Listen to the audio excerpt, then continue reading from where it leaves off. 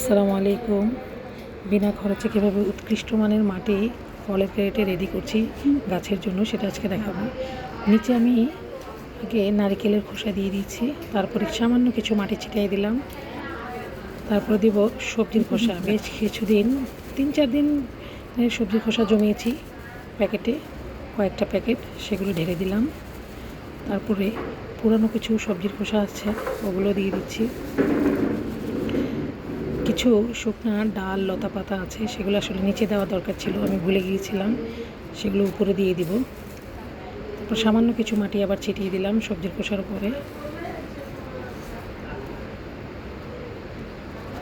এখন পুরানো কিছু লতা পাতা এবং সবজির খোসা আমার ডাব্বাতে ছিল, সেগুলো ঢেলে দিলাম।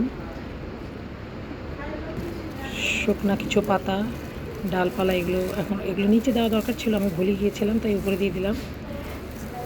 তার উপরে কিছু মাটি ছিটিয়ে দেব, দিয়ে এভাবে 15 দিন রেখে দেব। একদম বেস্ট, গাছের জন্য বেস্ট কোয়ালিটির তবে সারযুক্ত মাটি হয়ে যাবে। আজকের মতো এখানেই বিদায় নিলাম। ভিডিওটি যদি ভালো লেগে থাকে লাইক কমেন্ট করবেন এবং সাবস্ক্রাইব করে পাশেই থাকবেন। আল্লাহ হাফেজ।